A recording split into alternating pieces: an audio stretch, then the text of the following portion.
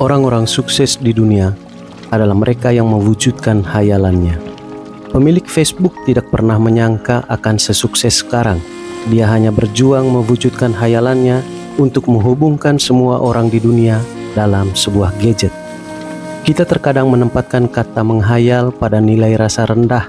Kita selalu menimpali mimpi-mimpi orang dengan kata menghayal sebagai bahasa tidak resmi untuk mengatakan itu tidak mungkin terjadi. Penemu bola lampu, penemu handphone, dan temuan apapun itu semuanya berawal dari hayalan. Hayalan mungkin selalu bertentangan dengan perspektif teori, tapi bukan berarti tidak bisa diwujudkan. Semakin rumit teorinya, semakin berkualitas temuan tersebut. Sebut saja benda padat yang secara teori tidak bisa melayang di udara, tapi hari ini kita bisa melihat pesawat terbang dengan berat ribuan ton menjadi moda transportasi teraman di dunia. Selamat bertemu kembali. Hari ini saya akan berbagi cerita bagaimana kita harus menjadi pemilik atas hidup kita.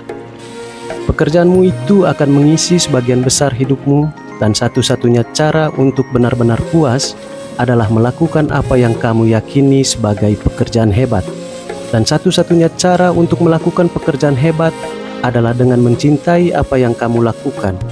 Jika kamu belum menemukannya, teruslah mencari. Seperti halnya semua masalah hati, kamu akan tahu saat kamu menemukannya. Untuk itu, temukan lingkungan yang tepat supaya nilai dirimu layak. Kenapa kita harus mencari lingkungan yang tepat untuk mengetahui nilai diri kita? Seekor ikan hias memiliki harga yang rendah saat berada di lingkungan penjual ikan, karena di sana satuan yang digunakan adalah kilogram. Tapi saat berada di tangan seorang kolektor, nilainya bisa berkali-kali lipat.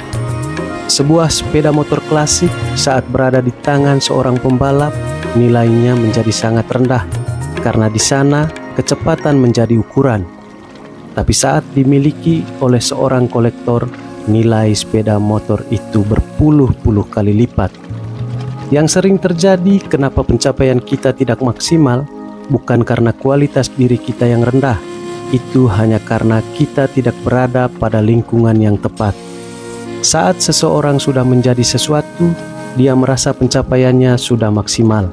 Maka itu dia tidak lagi mencari, dia hanya menjalankan aktivitasnya sesuai profesi tersebut. Kalau kamu bertanya, kenapa saya tidak berkembang? Jawabannya hanya satu, karena kamu masih peduli dengan pandangan orang. Dalam benak kamu, apa kata orang masih menjadi hal yang dominan daripada keputusanmu sendiri. Kamu merasa cocok untuk ditempatkan pada posisi tertentu, tapi itu urung kamu lakukan karena takut dianggap sebagai kutu loncat. Kamu bahkan mengabaikan kenyamananmu hanya takut dengan pandangan orang. Apakah kamu masih pantas berbicara tentang kualitas diri? Kualitas diri itu berbicara tentang hidupmu adalah milikmu, dan hidupmu adalah keputusanmu.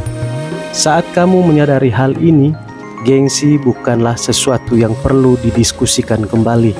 Semua pemikiran, apa kata orang dengan sendirinya kalah, dan kamu bisa menjadi pemilik atas hidupmu. Lalu bagaimana cara menjadikan hidup sebagai milik sendiri? Hidup adalah anugerah yang berharga, dan setiap individu memiliki kekuatan untuk menjadikan hidup mereka sebagai milik sendiri. Menjadi pemilik hidup kita sendiri berarti mengambil kendali atas pilihan, tindakan, dan arah hidup kita. Ini melibatkan pengembangan kepribadian, pengenalan nilai-nilai yang penting, dan menetapkan tujuan yang jelas. Berikut adalah langkah yang dapat diambil untuk menjadikan hidup sebagai milik sendiri. Langkah pertama adalah mengenali diri kita sendiri. Ini melibatkan introspeksi yang jujur dan refleksi tentang siapa kita, apa yang kita inginkan, dan apa yang membuat kita bahagia. Pertanyaan ini dapat membantu kita memahami nilai-nilai inti kita, minat kita, dan tujuan hidup kita. Dengan memahami diri kita sendiri, kita dapat membuat pilihan yang baik dan mengambil langkah-langkah yang sesuai keinginan dan kebutuhan kita. Setelah mengenali diri sendiri, langkah selanjutnya adalah menetapkan tujuan hidup yang jelas. Tujuan ini dapat meliputi berbagai aspek kehidupan seperti karir, hubungan, kesehatan, dan pengembangan pribadi. Tujuan yang jelas memberikan arah dan fokus, juga membantu kita mengambil tindakan yang konsisten dengan visi hidup kita. Sangat penting untuk menetapkan tujuan yang realistis dan dapat dicapai, serta memecahnya menjadi langkah-langkah yang lebih kecil untuk memudahkan pencapaian itu. Yang ketiga, sebagai pemilik hidup kita sendiri, kita harus mengambil tanggung jawab penuh atas pilihan kita. Ini berarti tidak menyalahkan orang lain atau keadaan eksternal atas kehidupan kita.